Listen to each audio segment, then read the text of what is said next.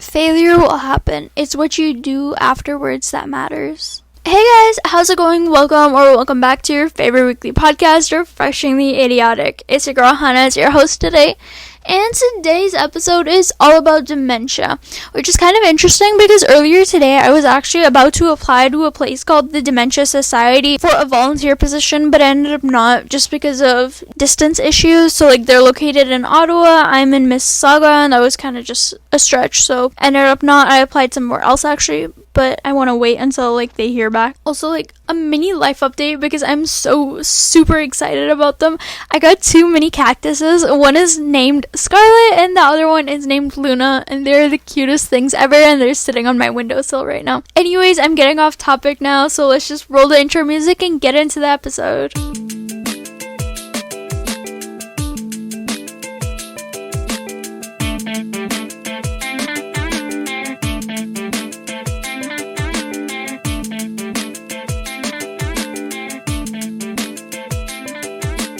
The question for this week's episode is, what did you want to be when you were younger? In elementary school-ish, or maybe even middle school if you decided your career really late. So I guess this would be your elementary version of your dream job. So mine, up until midway 2nd grade, was to be a police officer. I've also checked with my mother. It's the only thing that I had actually wanted to be. I know so many other people, they had 10 other things they wanted to be when they grew up, and I would switch every day. I was dead set on becoming a police officer because I thought the uniform, the idea of putting bad guys in jail, having a walkie-talkie was the coolest thing in the world, and that's probably the only reason I wanted to be a police officer. And then, as I mentioned, midway through 2nd grade, it changed. I became a writer, or I wanted to become a writer. I still am, and it's pretty set for me, I think, now, because I don't think there's anything else in the world that I'd rather do. Maybe become a child psychologist, but I really want to mix the two together, so that's a whole different story. I don't know if I've actually mentioned why I want to become a writer on the pod yet, but on the website, which I'm currently creating, which if it isn't out this week while this episode is getting released, it will be up by April 30th while I upload the collab episode with Nico on ADHD on April 30th. So yeah, 2nd grade kind of rolled around, and my teacher really encouraged me to become a writer, and all of a sudden I realized that I was actually really passionate about it. I was a very avid reader as well, so it kind of worked out for me, and I've just been loving it ever since. I'm always entering competitions.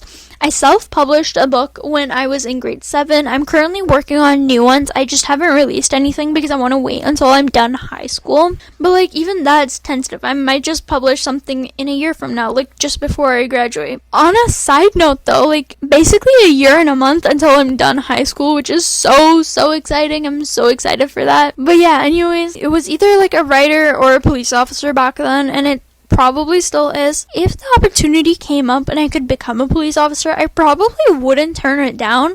But also, I'm at a stage in my life where I don't think I would go out to be okay, I'm gonna join the police academy. I'm dead set on becoming a police officer still. It just isn't there for me anymore. Anyways, like I mentioned, today's episode is all about dementia, and let's just get started with the agenda and definition. So the agenda for this episode, I'm gonna be talking about the definition, common causes, symptoms, stages, types, and a media example. Let's get into the definition. So the definition is that it's a loss of cognitive functioning.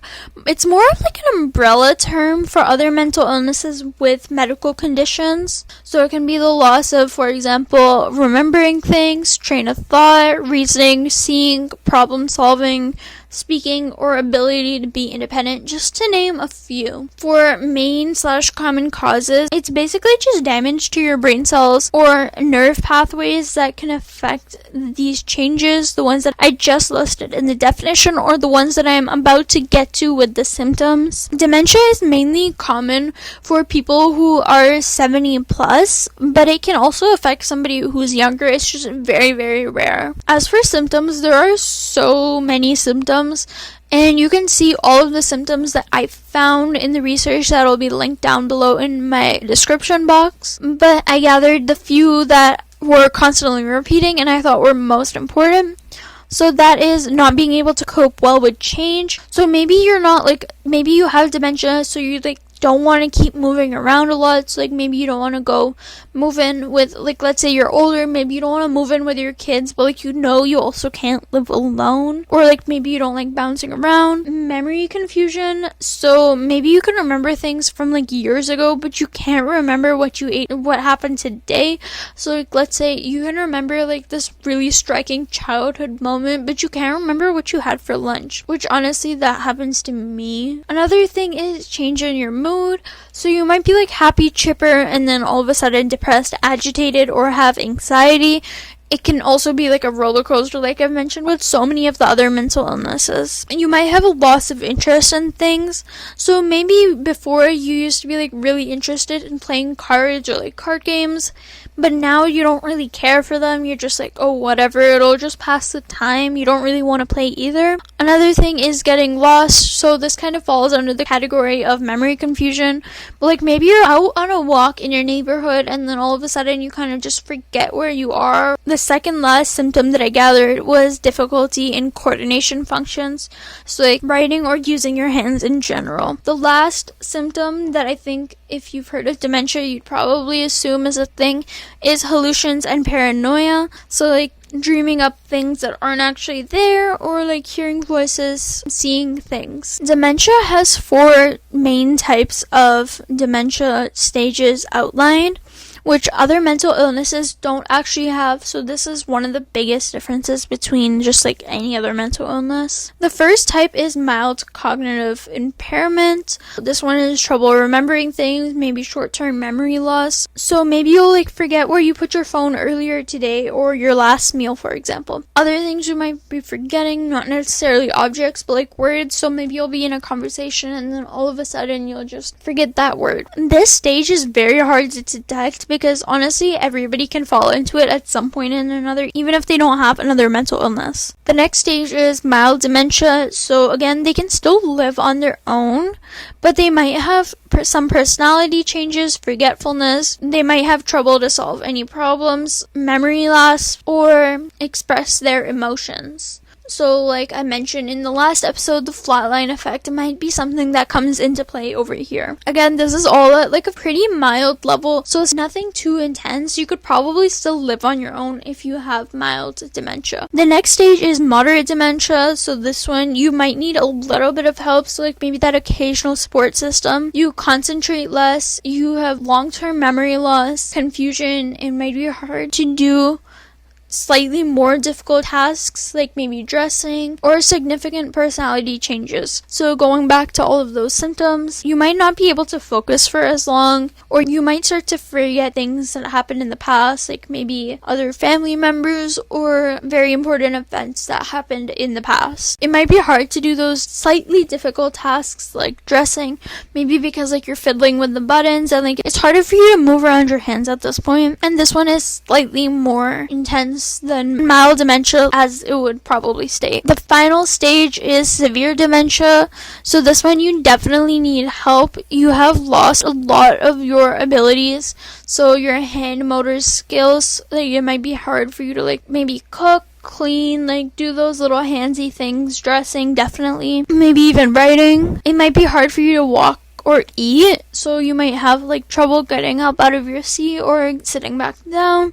And you might have a very, very small appetite. You might have lost your bladder control. So it'll be like bladder control, or it might be hard to communicate because you're forgetting lots of things, whether it be short term or long term. If you're worried about yourself or a loved one getting severe dementia, some things you could actually do to help prevent would be the usual things that you've heard, so like eating healthy, physical activity, starting from a young age. If this is something you really want to avoid, you should start thinking about your health in the future at a younger age, which is honestly something that everybody should be doing anyways, even if you're not worried about getting dementia. If you can, maybe try to avoid smoking and social isolation, which I know is kind of hard during a pandemic, but maybe like make that extra effort to video chat with a friend, or try to talk with them on the phone, maybe even meet up with them, but stay 6 feet apart. Make sure you guys are fully vaccinated or are masked up. Anything to do to like prevent the spread. I know these little things seem like things that you can just brush aside, but they honestly make the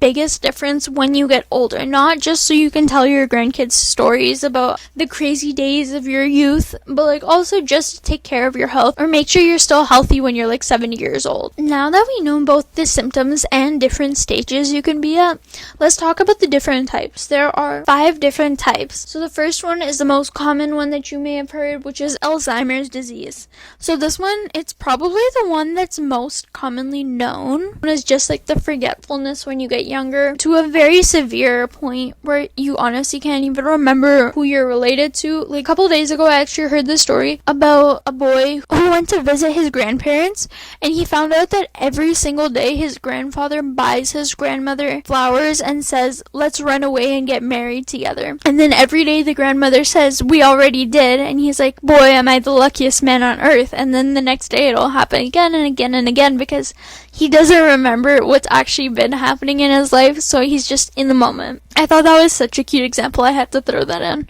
But yeah, that's an example of like a guy who has Alzheimer's disease.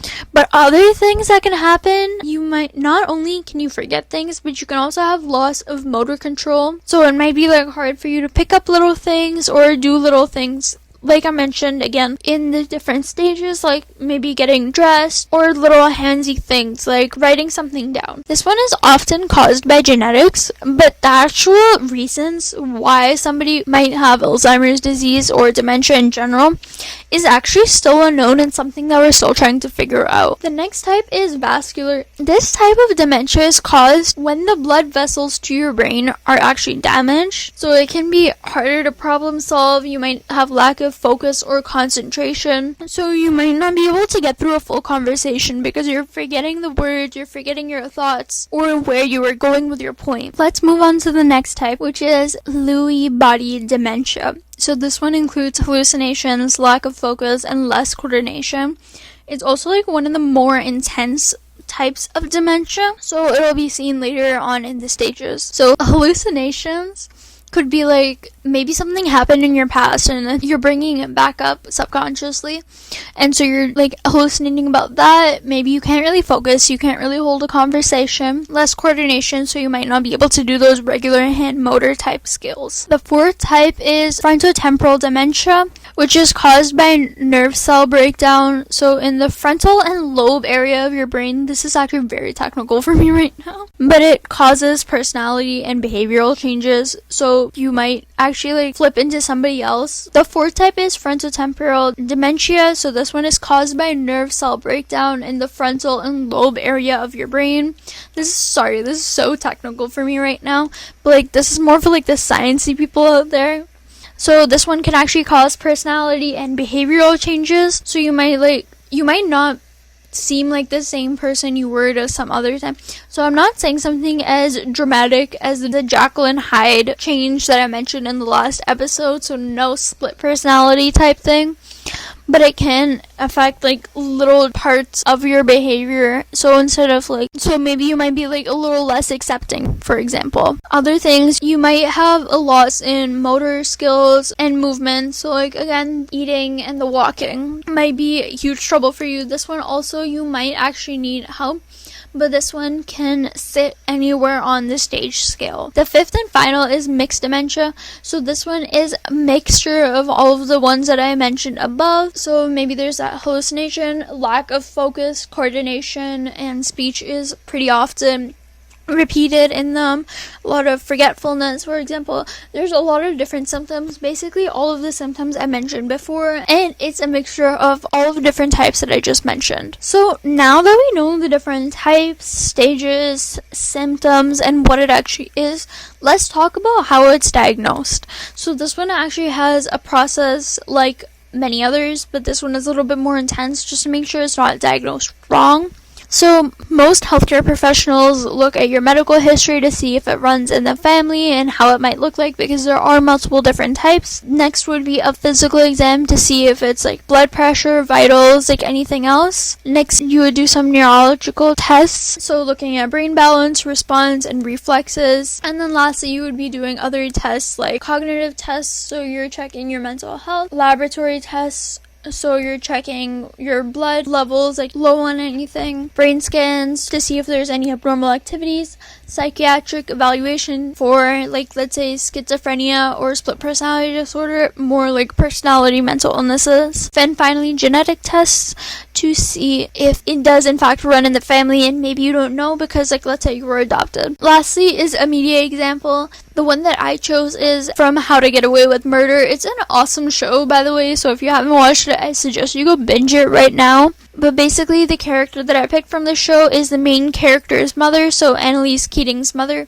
I actually can't pronounce her name, so I don't want to, like, totally butcher it. But later on in the seasons, closer to the end, her mother is introduced and she is seen to have a type of dementia. So the mom had an episode where she was actually remembering something that she did earlier on in her life to save Annalise, which was actually killing an uncle, and so she was having hallucination episodes for that. Throughout the scene, actually Annalise's father, who had divorced her mother, ended up thinking that it was his fault that she ended up with dementia, and they ended up putting her into a long-term care home, and then that began a whole discussion of how they would help her, whether she was to stay with the father or if she was to stay in a long-term care home. I think that just about wraps up today's episode. We talked about what the definition is, common causes, symptoms, stages, how you can prevent it, and how it's diagnosed. And don't forget to answer the question that I mentioned in the beginning of the episode, which is, what did you want to be when you were younger, like when you wanted to grow up? Anyways, my contact info is in the description below, so don't forget to check it out. And hope you guys reach out. Don't forget to subscribe, share, and rate. 5 stars only. Pretty please with a cherry on top. Bye guys!